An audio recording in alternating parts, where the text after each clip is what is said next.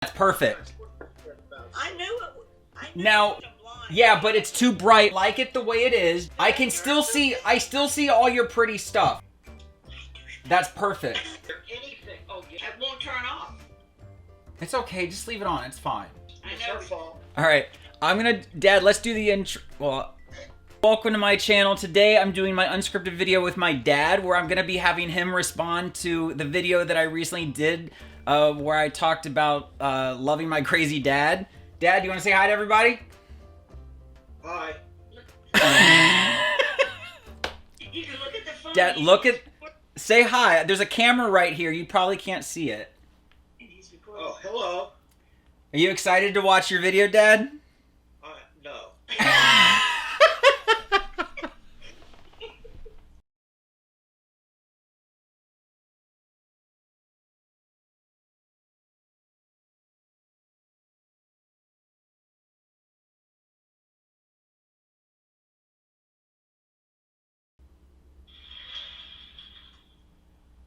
I have daddy issues. You always have. A couple weeks ago, I did a video about my mother and the influence that she has had on me. And it's only appropriate that I do a video about the other most influential person in my life, and that is my dad. I'll be honest, I love my dad to death, but sometimes he drives me bonkers. That looks like me. Share struggle. Open heart surgery. I have heart disease. Yeah. Carpal tunnel. I still can't feel this. I know. That's carpal tunnel. That's right. And at times, I definitely feel like I've been affected by those. Always have something going on. You're always complaining. I would blame my father a lot for all of my issues. You know, you love the dog, but you guys always needed something. The dog didn't. And just like any mature grown adult would do, I would let him know about it. That's because the dog doesn't complain.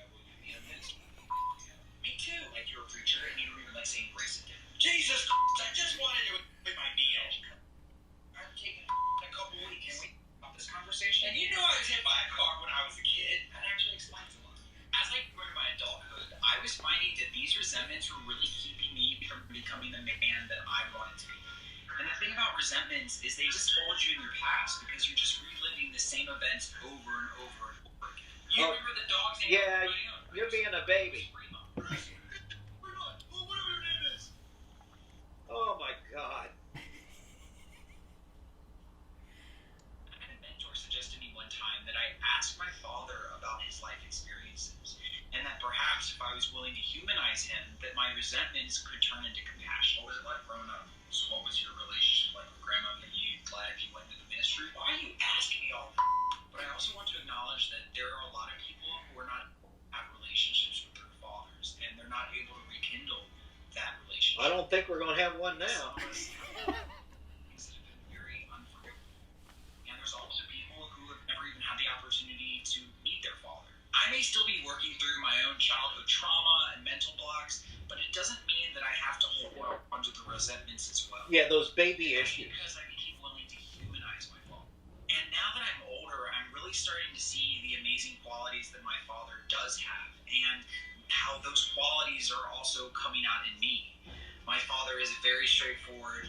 When I die, do not be dramatic. Don't wail and holler and stuff at the funeral. No. It's really gonna embarrass me. Yeah. Are you dying? No, I'm just saying. He's very honest. He is a very emotionally sensitive man. Are you crying? Can I talk to me? What? He's also very spiritual. And Joe. I'm grateful that those are things that he really instilled in me. I can accept the fact that my dad is not going to be exactly who I want him to be. But the truth is, he doesn't have to be anything but who he is. Because as I mature, I come into my own and into my adulthood, owning and taking responsibility for my own thoughts, feelings, and actions. It's about time. It's something that allow our past to empower our present and allow our lessons to fuel our future. Good Lord, what was all that? So in the comments below, I'd love your thoughts on today's video. Hit the thumbs up button, subscribe to my channel, and click the bell content. I'll always know when I post something new for you. You've made me Thanks, look like guys. an ass. What? No, I didn't. You really feel like I made you look like an ass? No, Oh, Jesus, you just scared the shit out of me.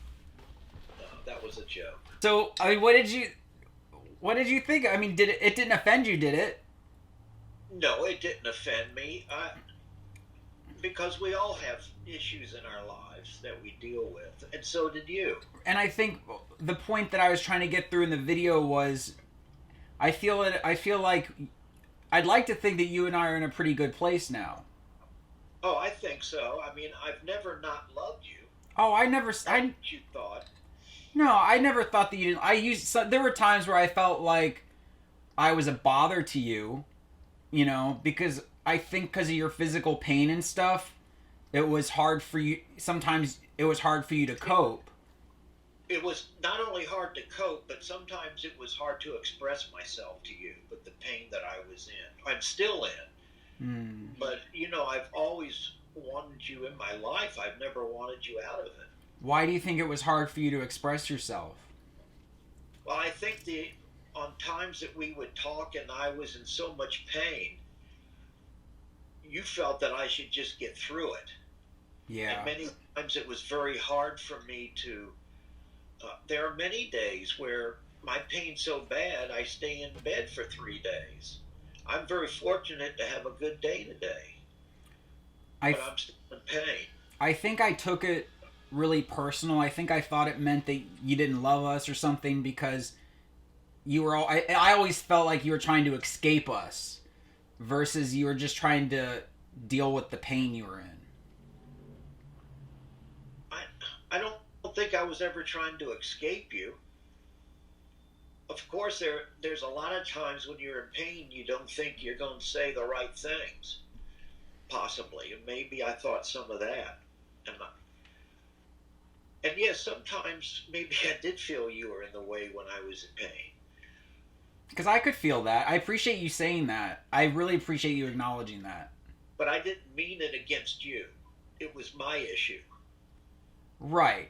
I guess, you know, it's just as a kid, how do I know the difference, you know? I understand that. That really means a lot that you can acknowledge that. Oh, yeah. All of you have expressed that to me. Really?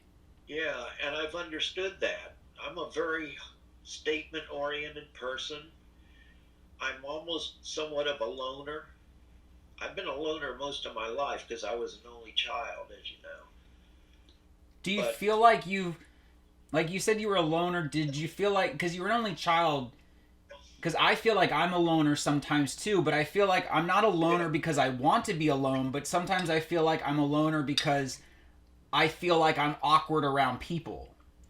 Do you feel like you desire to be around people, but you feel uncomfortable, or is it that you genuinely feel better and more comfortable by yourself? In the work that I did, after I was through with it, I had to detach from that so I didn't carry a whole lot of feelings from everybody else home. As a minister. As a minister. And that was very hard to do.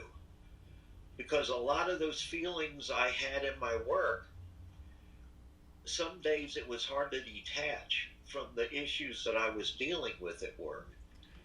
And you would hit me at a bad time, or I didn't have the... I think I never understood time out. I had to learn that, and I didn't express that like, Matt, I need a moment to myself, or I need this to myself, and then we'll talk. Yeah. I know that was one thing I didn't do really well in my younger years. You know, I never thought before, I honestly never thought as deeply about the fact that it was hard for you to detach coming home from work. I never really got... So it's like you were probably very drained by the time you came home from work, and then you had these kids who needed stuff, and I guess I never... Is that sort of what you're saying? Like you were already pretty drained? Yeah, for me, that was I don't know what other people's experiences were. I can only speak for mine. Mm-hmm. But with the amount of pain that I've been in for the years of surgeries I've had, yeah, it was very hard. Sometimes hard at work. sometimes harder at home, but there was never a lack of love for any of you. But one thing I think about too, where it's like at your job, because you as a minister, it was your job to be compassionate towards all these people, partly because that's where your financial income was going to come from.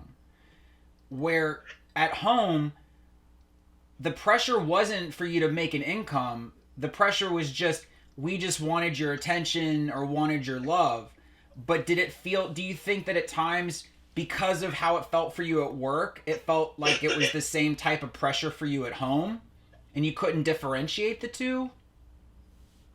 I could differentiate the two, but it was a different kind of... Wait, let me think. Does that question make sense?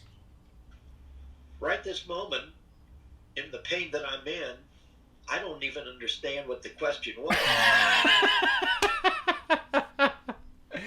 That's fair enough. But I think I can answer it, is that, yes, I had to go to work and be a servant to others. And some days it was hard to come home and be a servant to the family. But I tried as hard as I could the older I got to understand it better. Because I loved playing with you guys as a kid. And I remember that a lot. Yeah, we used to play little monster games and those kind of things. But yeah, I would have to come home to try to detach, because some of you would hit on me the moment I got in. Yeah. And as a dad, I would... Oh, someone else is calling. Oh my God.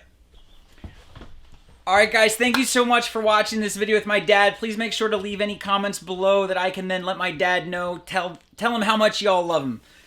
So, Dad, why don't you tell everyone to like the video? I want you to like Matt's video and subscribe to his channel, but I really would appreciate that you don't say anything bad about me. I have a feeling, Dad, people are really going to love you. We'll figure it out. We'll figure it out. Yeah, I won't talk to you if it doesn't work. And Mom, you can say hi. The audience will love to say hi to you. You're a character now on my channel. Hi. She doesn't want to show her face, I guess. All right, thank you, Dad. Okay, buddy. I love you. I love you guys. All right, I'll hang up now. So much. I miss you so much where you live. Oh, I miss you too, Dad. Okay, pal. Be safe. I am. Always. All right. Bye-bye. Bye, Dad.